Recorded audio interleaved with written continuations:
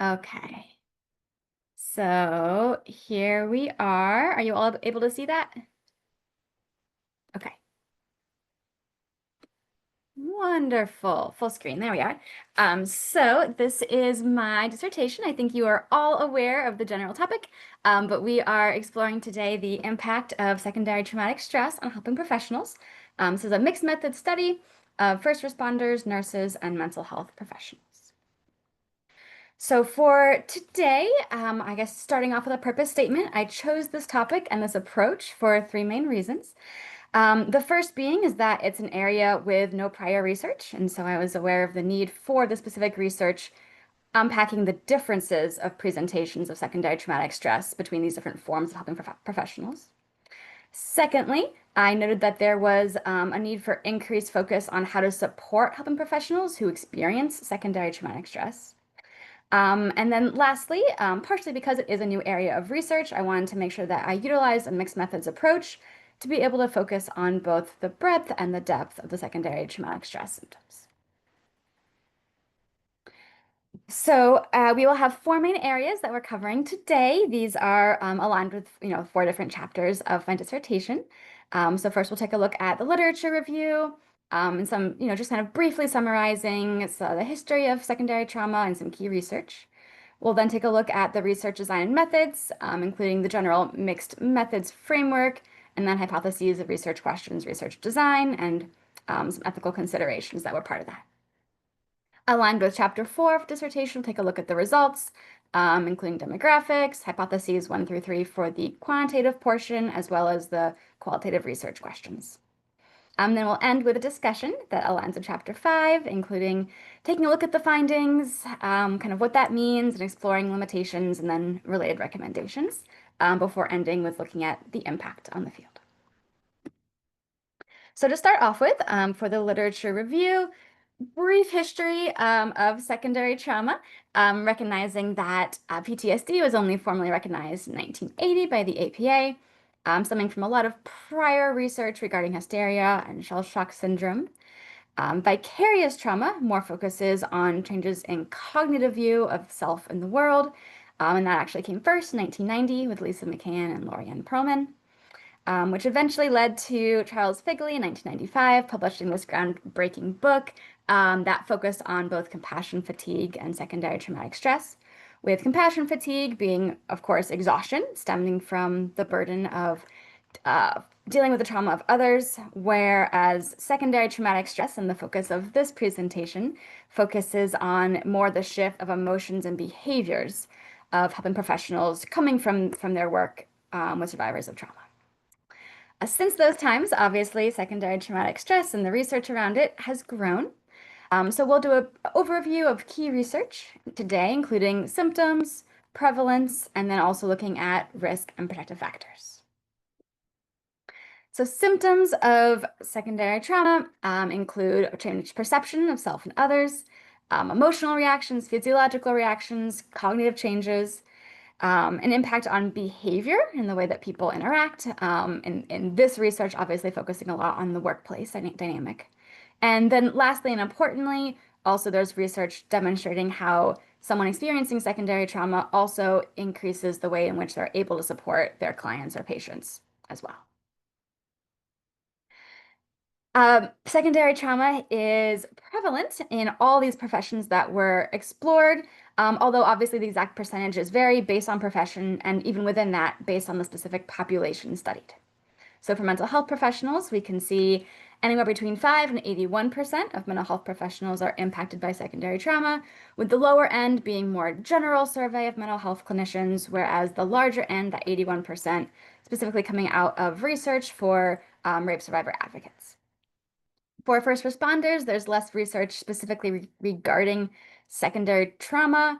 However, there is some research noticing that paramedics, 80% of them, have experienced what was identified as an extraordinarily disturbing incident in the past 6 months, demonstrating the connections to working with trauma survivors. And then lastly, for nurses, again, different percentages based on population, but we can see that ICU nurses and those working with heart and lung transplants are two that have pretty high levels of secondary trauma. Next, we'll take a look at risk and protective factors. Risk factors are those things that can cause one to be more likely to experience secondary trauma. That includes increased exposure, so working with more traumatized populations. Some examples from the research include veterans, natural disasters, or working with individuals diagnosed with HIV or AIDS. Additional risk factors include feminine gender, being young of age, having a minority race or ethnicity, and then also having a past trauma history, although we'll explore a little bit later on how there's some nuances there. Protective factors include those things that might make one less likely to experience secondary traumatic stress even when working with traumatized populations. And those protective factors from the research include self-compassion, having a growth mindset, a strong sense of self and self-identity, being able to have resources in the workplace to be able to support, especially following some of those challenging interactions with trauma survivors. And then lastly, having a positive supervision relationship. However, it's interesting that the research is actually mixed on if supervision is a protective factor or just kind of not a factor at all. And it seems as though it might depend on if that supervision specifically is trauma focused or not. Next, we'll take a look at my specific research. So this was a mixed methods framework, as indicated before. It was using an explanatory sequential mixed methods design, meaning that we were trying to kind of get information regarding all of these different themes, and that it occurred sequentially. So all of the qualitative participants came out of the quantitative participant pool. And we can see here how there are ways in which obviously quantitative and qualitative were used to explore the same symptomology. So the intrusion, arousal, and avoidance symptoms were explored using both the quantitative and qualitative scales.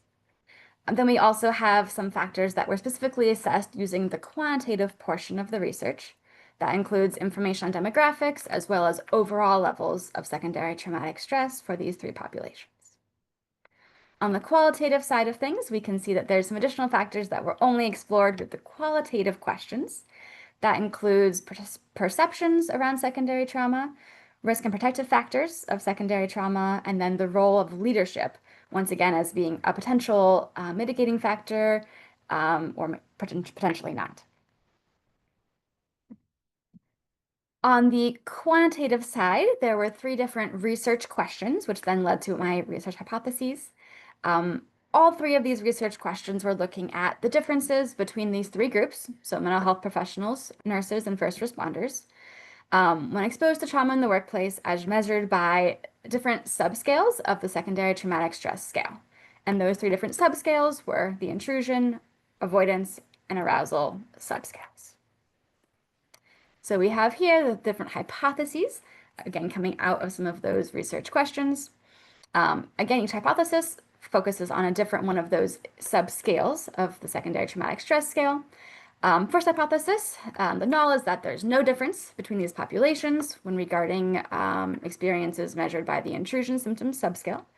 And then the alternative hypothesis, of course, being that there is a difference between these three different populations on that subscale. Similar for hypothesis 2, the null being that there's no difference between these three populations, with the avoidance subscale of the secondary traumatic stress scale, and the alternative being that there is a difference. And then lastly, for hypothesis 3, once again, the null is that there's no difference between these populations regarding the arousal symptom subscale of the secondary traumatic stress scale, whereas the alternative is that there is a difference between them. On the qualitative side, there were once again three different research questions that helped lead to kind of the research design. The first one was specifically exploring additional focus on the ways in which there's perceptions of helping professionals vary regarding their own levels of secondary trauma. The second research question was around if there are specific demographic factors that individuals think for themselves might contribute or protect themselves from secondary trauma. So looking at those risk and protective factors. And then the third research question was specifically how individuals maybe have seen their workplace addressing secondary traumatic stress. Now let's discuss the research design. For methodology, on the quantitative side, I utilized three-way ANOVAs with help from Dr. Pickens to support the quantitative analysis. On the qualitative side, it was a phenomenological approach that was used to support the qualitative analysis. The population sample for both parts, both quant and qual, included only English-speaking adults who were either a licensed nurse or who were employed as a first responder or mental health professional. And from my specific sample, I had 95 quantitative respondents who fully answered the survey, and then 15 qualitative respondents who were utilized for analysis. The procedure for this design was that I shared a flyer that included information about my research as well as a link to the study itself. And that was shared with local populations, such as local police department, fire department, as well as some places digitally, such as CESNet, and then also utilize word of mouth to be able to kind of grow that field. The qualitative respondents were then obtained from the qualitative sample, so they had the opportunity to be able, after completing the quantitative survey, to opt in to complete a qualitative interview. And there were 2 gift cards that were provided as an incentive for participating in the survey, one chosen from the quantitative pool and one from the qualitative pool. The instruments utilized, one of them was that secondary traumatic stress scale that was referenced before.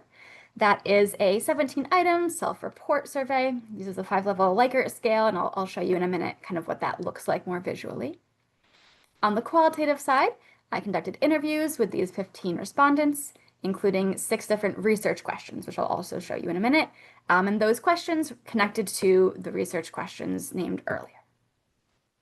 And then lastly, for data processing, SurveyMonkey was utilized to collect that data. So that was the platform that individuals conducted the survey on. That included both the demographics as well as the secondary traumatic stress scale. And then SPSS was used for data analysis. On the qualitative side, Zoom was utilized for those interviews, and then in vivo was utilized for the analysis. Here's a demonstration of some of the instruments. So we can see here visually what the secondary traumatic stress scale looks like. It is 17 questions. They're not all included here, but you can see that Likert scale. It's important to note that this is a scale that has both validity and reliability.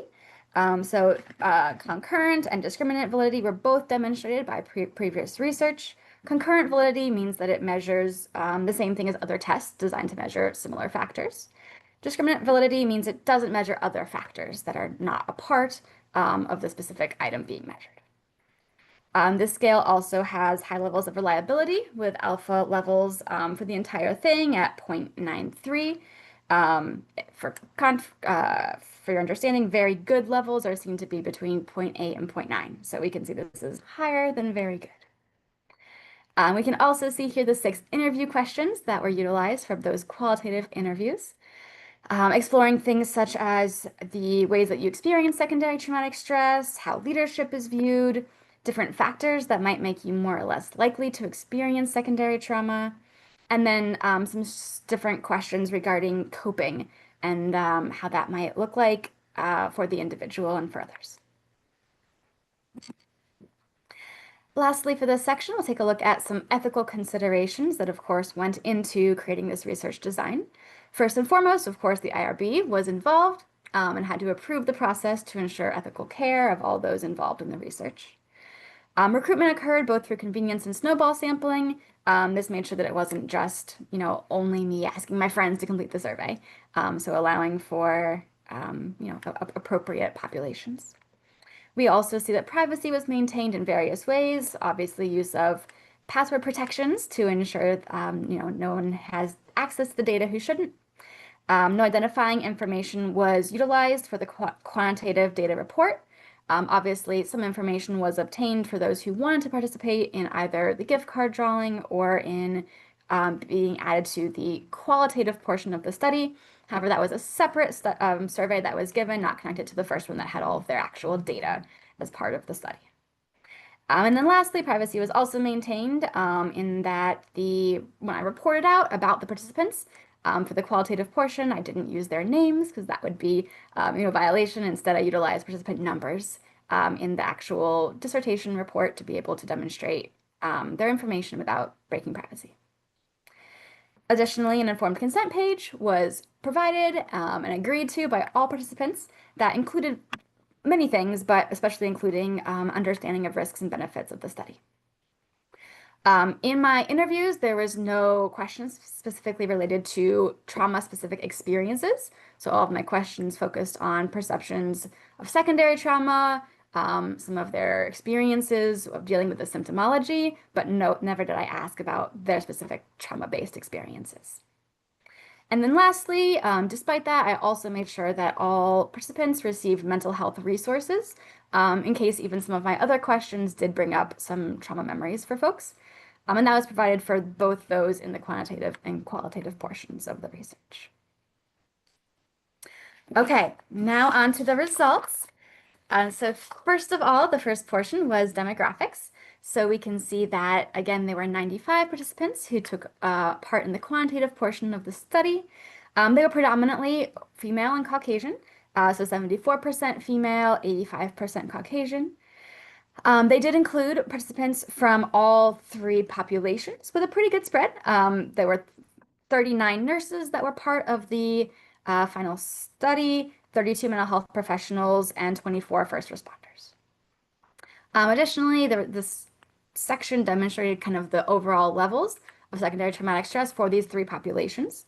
We'll get into this a little bit more later, but we can see that for mental health professionals, they fell into the little to none range for secondary traumatic stress, whereas nurses and first responders were both in the mild range, indicating that there were levels of secondary trauma within those populations. Now we'll take a look at each of the hypotheses and research questions to see what the results showed. You'll remember the first hypothesis was regarding those intrusion symptoms, utilizing that subscale of the secondary traumatic stress scale.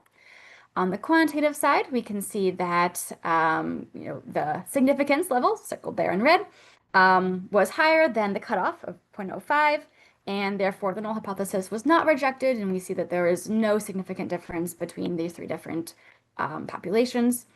Looking at the effect size, we can see that was small at 0.01. Looking at on the qualitative portion, there were a lot of respondents who did talk about some of those intrusion symptoms. Some key themes included dreams, nightmares, night terrors, intrusive thoughts. One participant described some of those intrusive thoughts by saying, you're taking a shower and it like pops into your head, and like you're driving and you think about something horrific that you heard yesterday.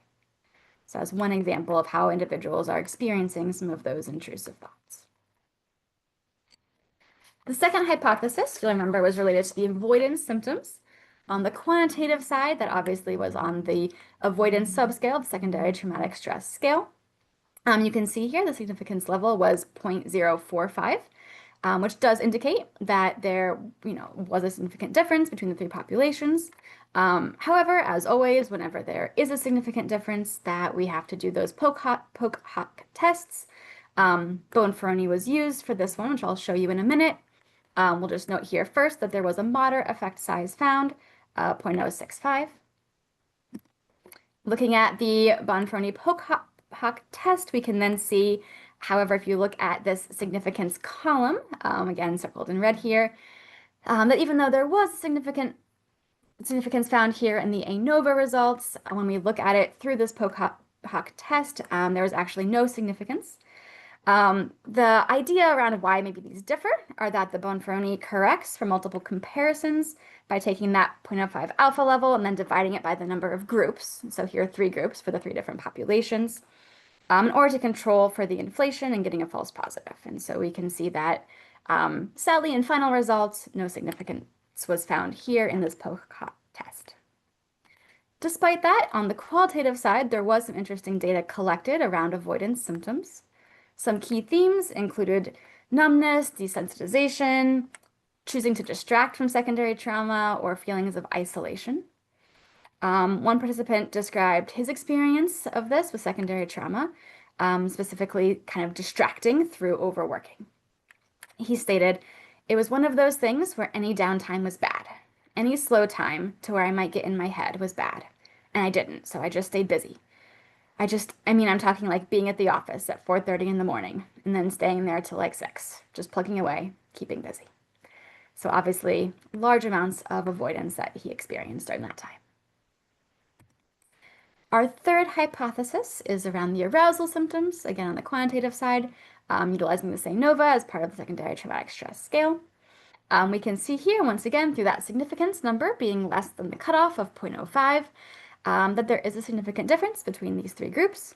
Once again, that post hoc analysis was done to determine additional information about that significance. We'll look at that in a minute. First, we'll just note, once again, there was a now moderate to large effect size of 0.105. Here's that Bonferroni post hoc test. And we can definitely see here, circled in red, the areas where that significance lies. So you can see there are some of these below that cutoff of 0.05. So we can see that specifically between nurses and mental health professionals and first responders and mental health professionals are the two different areas where that significance lies. What this means is that we can see that there is a significant difference in arousal symptoms between these different populations. You will see there was no significance between nurses and first responders, but instead between mental health professionals and each of the other two populations. And in my next section, we'll talk briefly about some ideas of why that might be occurring. However, let's first look at the qualitative side of this arousal symptoms. Participants talked about key themes, including anxiety, tearfulness, hypervigilance, rumination, and sleep challenges. One individual described rumination as the rumination focuses on or focuses around, like, gosh, I can't imagine going through that, or gosh, I can't imagine having that lived experience. So the idea of consistently kind of ruminating and having those conversations with clients playing over and over in one's head. So now we'll move over to those research questions from purely the qualitative side. You'll remember the first research question was around helping professionals' perceptions of their own levels of secondary trauma. Symptoms include that these are symptoms that were not part of the secondary traumatic stress subscale, so separate ones we haven't already addressed. So additional symptoms included the shift in mood or behavior, feelings of guilt, or a shift in perspective of the environment and kind of perceptions of how they interact in the world around them. Coping strategies identified included things such as talking to others, so utilizing that support system, taking time for oneself to process, use of consultation, hobbies, music, physical activity, self-care, one's own therapy, use of alcohol, so seen as an unhealthy coping strategy, or compartmentalization of those experiences.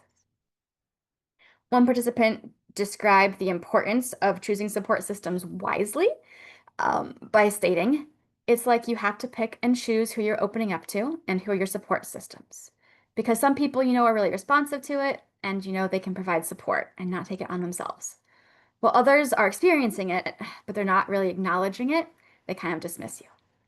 And so we can see from this individual that they found that certain people were able to be supports for them and certain people, despite their own secondary trauma, really were not in a place to be able to be a support system. The second qualitative research question focused on demographic factors that could become risk or protective factors. So we see that many individuals talked about risk factors being if they found themselves already having challenges with boundaries, if they found themselves experiencing neurodivergence, if they found themselves having a sensitive personality, and then also some cultural connections, which we'll get to later, but that there are certain ways in which cultural connection to the individuals they were working with could be seen as a risk factor. And then there were additional protective factors that were named. Mindset, having clear work-life balance, and then also working with a less intense client population. And lastly, and I think interestingly, one's own personal trauma history was actually kind of seen that in some ways it could be a risk factor and in some ways a protective factor. We'll talk more about that later, but it was a really interesting result of the research. One participant then kind of talked a little bit about that and how there's different ways in which personal trauma history can impact someone. This participant stated, the capacity for experiencing secondary stress is really dependent on how much PTSD or distress in general a person has, a provider has had in their life already. It's one of the reasons the provider can be fantastic at a job and also one of the reasons they can be vulnerable to the secondary stress of their clients. Last but not least, we also have the research question number 3 on the qualitative side, specifically relating to how they have seen people in their workplace address secondary traumatic stress. Most folks talked about how supportive leadership were those that checked in with staff, right? Asked about secondary trauma, and also had some sort of flexibility when they were experiencing secondary trauma. Unsupportive leadership typically were named as just not addressing secondary trauma, right? Just it was never addressed, never talked about, never acknowledged. Something that was talked about frequently regarding secondary trauma was mental health programs that were being utilized in different workplaces. Sometimes these included more referrals for external supports, right? So as an example, an EAP to get therapy, paid by the company. Other mental health programs were more in-office programs that were able to support folks kind of right there in the workplace. And then lastly, there was an interesting emphasis on the need for additional education regarding secondary trauma. One example of that in-office program to support employee secondary traumatic stress was named by a participant who stated, "We've contracted with professionals that come in, and everyone has to sit down and talk to them. You don't have to tell them anything. You just have to sit and say, they'll ask you a series of questions. It's just like a little conversation. Anything you want to talk about. If not, here's my phone number. At least they've had direct contact to a resource." We have made it to the discussion section, so let's unpack some of these results a little bit more and see maybe what they mean. So for the interpretation of findings, this is what the results tell us about the impact of secondary traumatic stress on helping professionals. First and foremost, we have seen that difference in arousal symptoms between populations. That was looking at that ANOVA and post hoc test where we had levels of significance, specifically between mental health professionals and nurses, and then mental health professionals and first responders. There's different thoughts around the potential reasoning for these different forms, different answers, right? Potentially could be due to different forms of traumatization. So while as some populations maybe are more directly witnessing trauma, seeing it firsthand, seeing maybe the physical results of that, whereas mental health professionals are more experiencing this maybe later on, further in time after the trauma occurred, and usually more hearing about the responses and the way the client is handling it instead of directly seeing it right afterwards. Another potential difference could be the length of engagement with the populations. So mental health professionals are more likely to work with a client ongoing, hopefully be able to see some growth in that, whereas nurses and first responders are more likely to work kind of in the direct moment with individuals and then maybe not always have the ability to see growth, progress, healing afterwards. Another idea about why there might be some differences or is related to different training on coping strategies. So we know that mental health professionals are required, again, per the KCAP standards, to have some training on their own self-awareness and their own self within their work. And this is something that is not a part of accreditation standards for education, for nurses, or for first responders. Another kind of interesting piece here related to the second bullet point is recognizing that there was a emphasis on individuals in the qualitative portion talking about symptoms related to mood. And this was something that, is not one of the secondary traumatic stress subscales. Those were the intrusion, avoidance, and arousal. However, individuals did note some changes in mood. It's interesting because this idea of PTSD impact and trauma impacting mood was added to the PTSD definition in 2013. But it's not a separate subscale of secondary traumatic stress scale, potentially just due to the year in which that came out.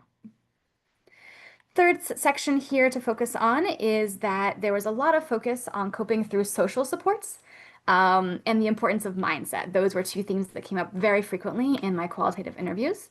And that very much does align with previous research around both of these things being predictive factors for secondary trauma. Another theme that was talked a lot about in my qualitative interviews was personal trauma history. And again, it was interesting because there were mixed perceptions of that in the research, where some people saw this as being a potential risk factor. Others even sometimes saw this as a protective factor, that one's own trauma could help connect with clients, could help increase empathy, could kind of help create a healthier dynamic there. And this is interesting because this actually differs from previous research, most of which saw trauma history as only a risk factor. Next, we can also see a key theme being leadership, that majority of qualitative respondents saw that leadership maybe was not being fully supported, but especially not like higher up leadership, that there was no connection to staff experience. So one specific example of this was actually really interesting to me, where there was a specific program that was utilized for a few different helping professionals, specifically first responders. And that those who I interviewed who were in leadership talked about how wonderful this program was, right? How proud they were to bringing it to their staff, what an awesome job they were doing. And it's interesting because then talking to individuals who were not in leadership, who were experiencing these programs as, just a participant in the program, they actually saw this as being unhelpful and kind of annoying that they had to kind of go through this process as part of this program. So that's one example, but we can see how leadership was really not connected to the staff experience. And I have a recommendation later on that talks about this that we'll get to in a minute. But definitely that disconnect, I think, was a key theme in a lot of interviews, talking about how staff and how the leadership at the workplace deals with secondary trauma.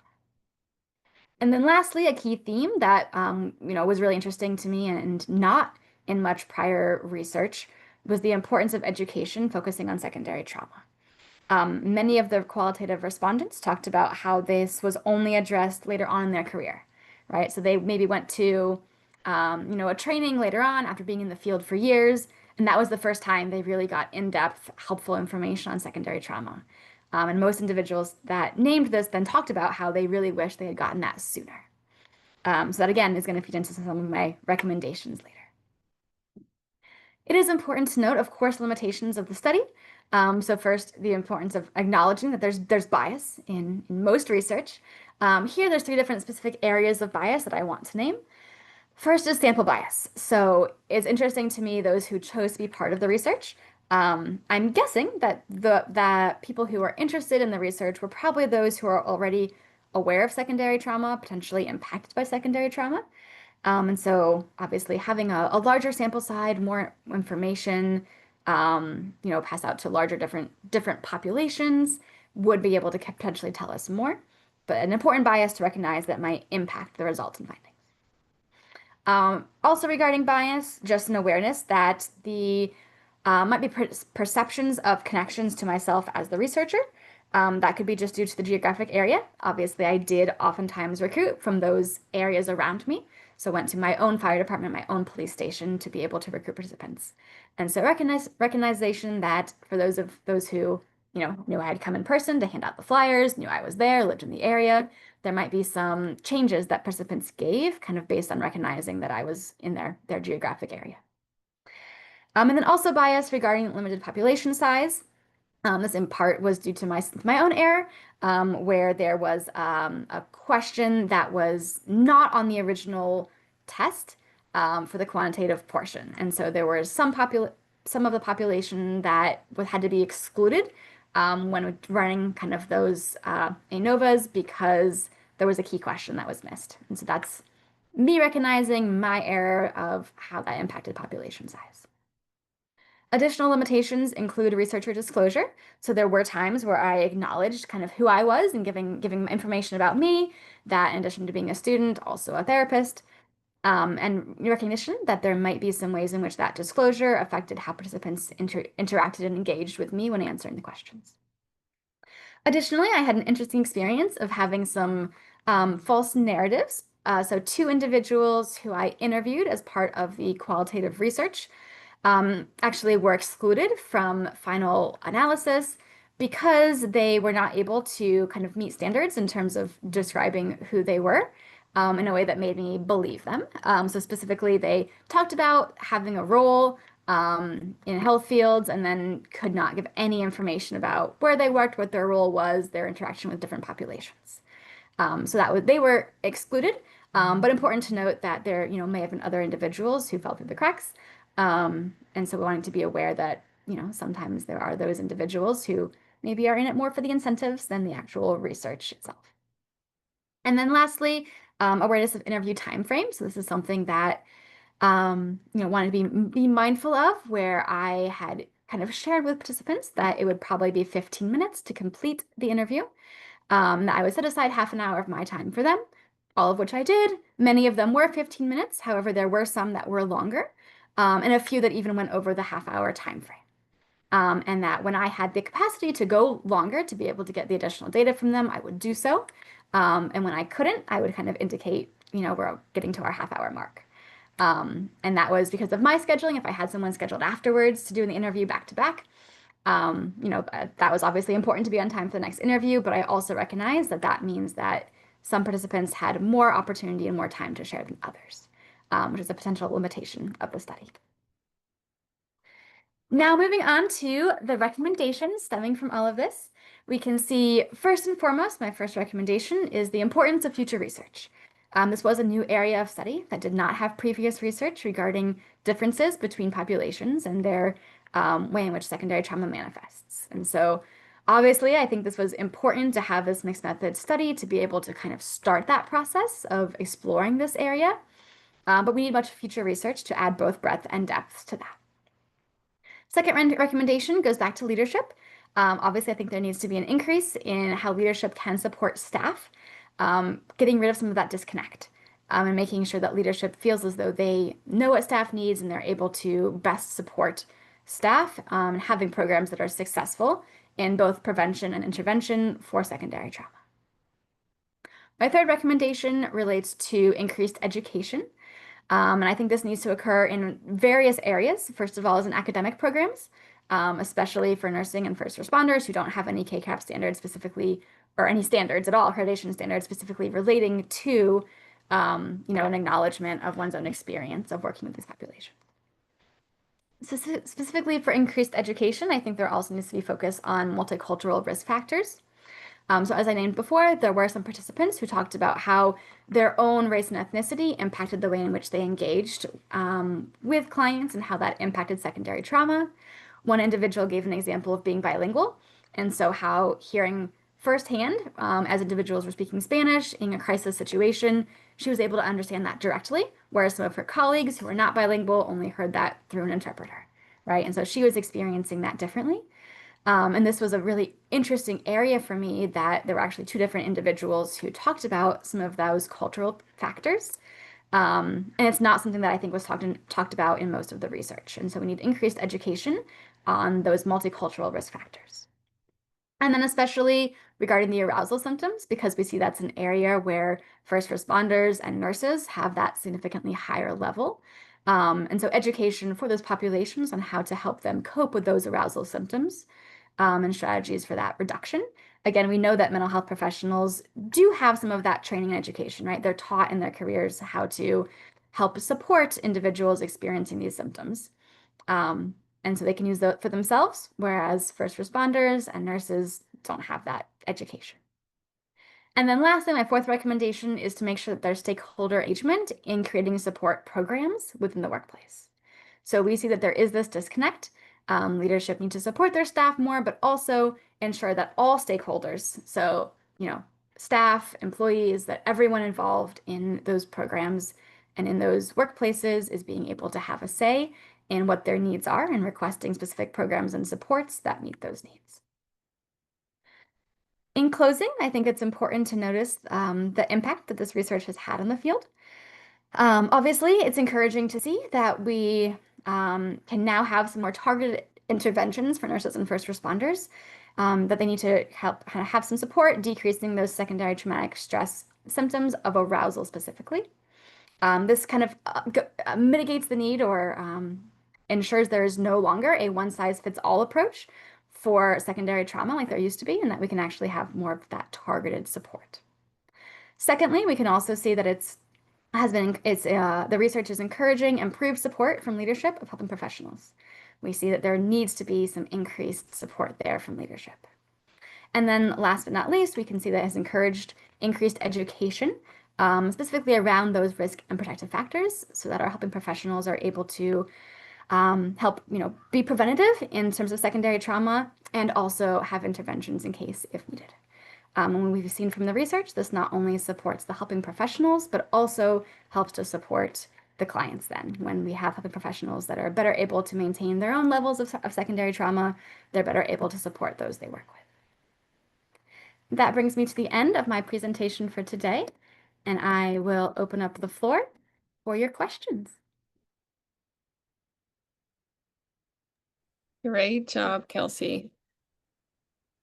Thank you. Thank you for That was a very thorough presentation of very thorough research. It's not Well, thank you. easy I to tackle appreciate a it. It was a mix lot to get of through. methods. Yeah. So let's open it up for questions and comments. Dr. Brown, I see you come Absolutely. off mute. Sure. Kelsey, I really believe in learning from the journey of writing the dissertation and the dissertation process. If the wise, more experienced version of you today was to kind of go back to talk to the younger version of you that had just started the process and whatnot, there's like a twofold Hmm. question here. What's one piece of encouragement that you would give the younger Kelsey, and Mm. what might you suggest doing differently? Ooh, okay.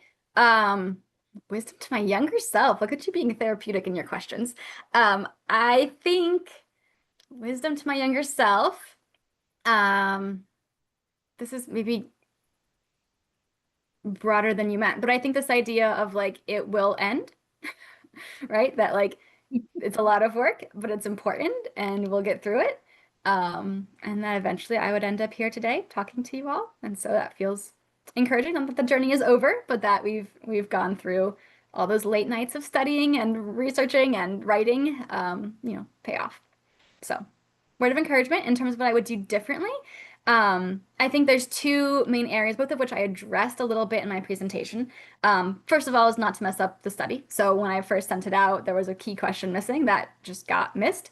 And so I think I would have wanted to be more intentional to second, double, triple, quadruple check to make sure that that was in there, just so I would have had a larger participant field.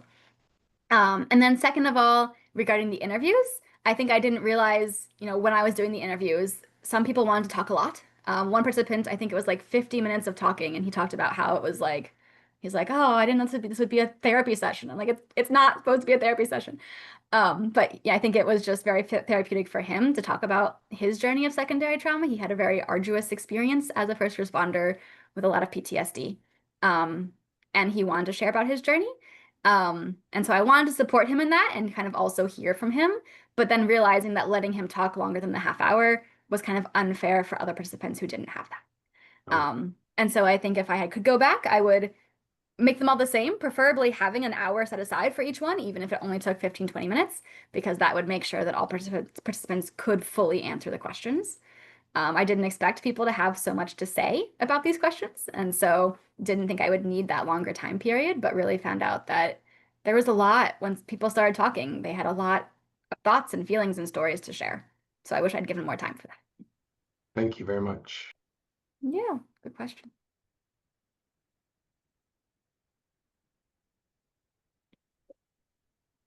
Well, that was, oh, go ahead, Dr. Pickens. I was just going to say that, Kelsey, after us sitting and doing the analysis and discussing that I know you found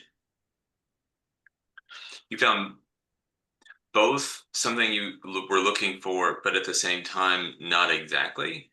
I won't say what you were looking for because that's really the wrong way to say it, but what you expected to find, I suppose, is probably the better way of saying it. In that, you found the differences in the arousal symptoms, but not in the other two. Yeah. So, in thinking about, you know, like I said, finding something you expected, but at the same time finding something you didn't expect, what do you think? What impact does that really have on when I think about the differences in those professions? For Yeah. example, I think about sort of the way things like mental health are perceived across our differing professions. And I was curious if you thought that the way those different professions perceive these things influenced the results that you found. Mm. Yeah. I think that is really interesting because I think um, there is, of course, stigma within these populations, and I think traditionally more so within first responders than within mental health professionals, as an example. And I think it was something that was actually really interesting to me, which I think semi answers your question, and then I'll answer all of it, I promise. But was that in while I recognize that there is a stigma within those group settings, right? And I, I've personally been to a lot of fire departments, firehouses, and like talked with individuals outside of the research.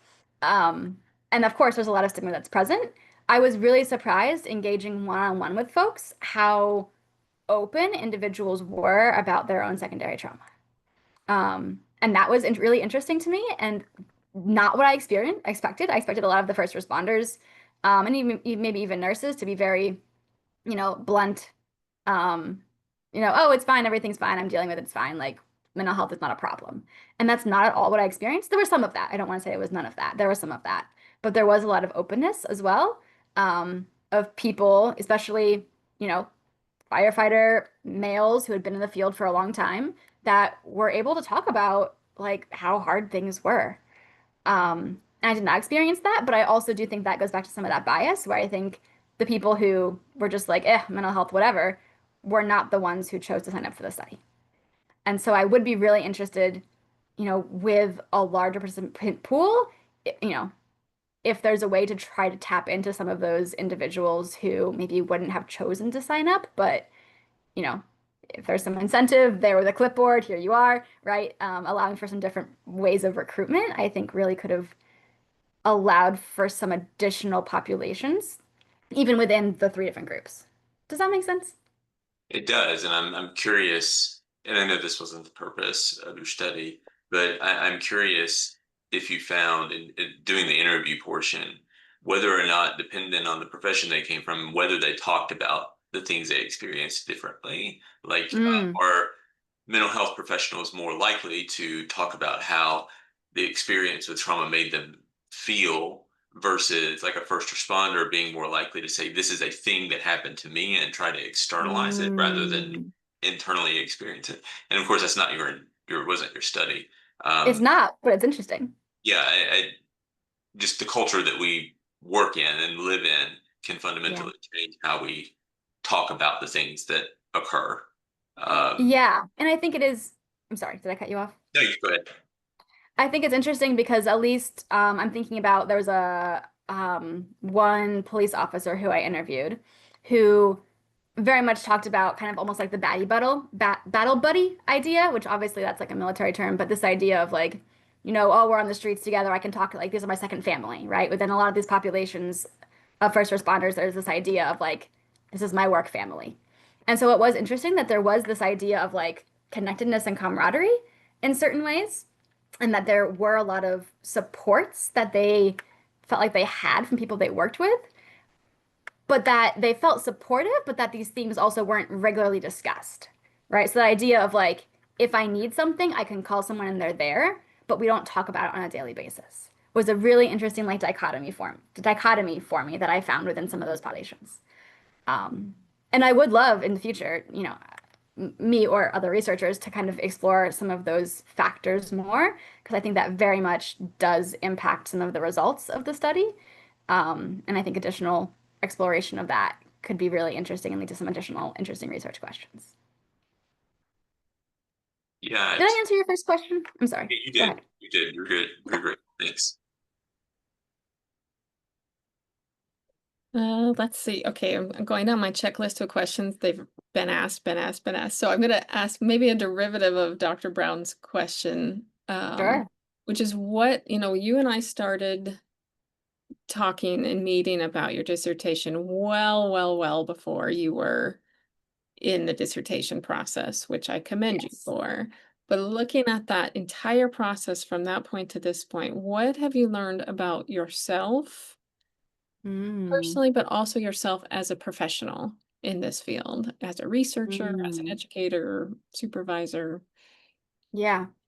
One thing that was really interesting to me that I did not expect is that I actually really enjoyed the interviews. And I did not expect that. Um, I think in the past when I've done research, which has been very minimal, it's always been quantitative, right? And that's kind of that's the way my brain thinks about research historically. When I did a thesis in a past degree, it was a quantitative thesis. And that is how I, learned about research. And so this was the first time I'd ever done qualitative research. And I was surprised that I enjoyed it.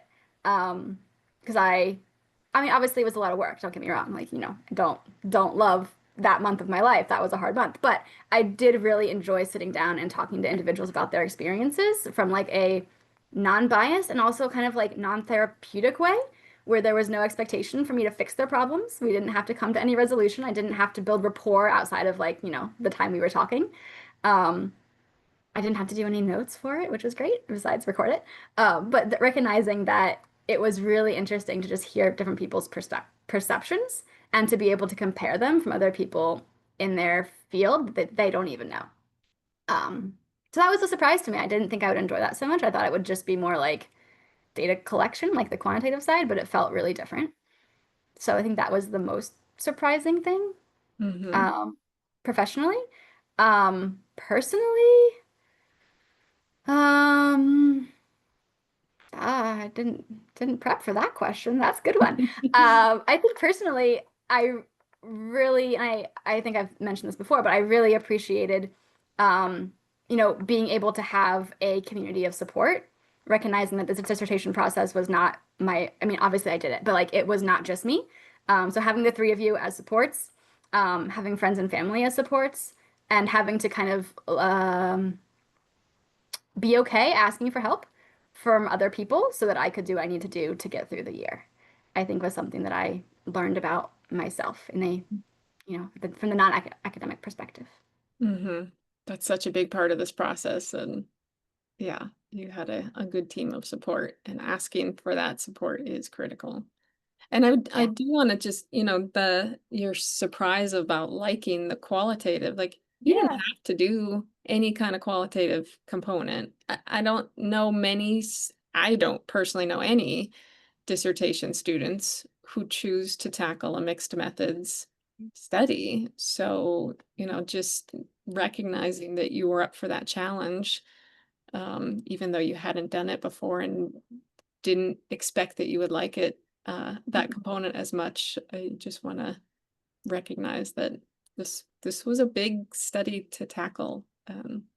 Yeah, I Yeah. appreciate that. And I'm glad I ended up liking it because it was a lot. So it's a good thing. That says a lot to be able to be here today and say, and I liked it. And many Yeah, people can't say I that did. at the end of this process. All right. Any other questions or comments for Kelsey before we confer? I don't have another question, but Kelsey, I know you probably are expecting me to ask a quant question, but I will let you know that I have a list here of questions, and you answered all of them, so you don't have to answer a quant question. I was prepped. Don't worry. I was ready for you. Okay, well, we will pause our recording and send you to a breakout room, and we will bring you back after we confer a bit. Sounds good. Thank you.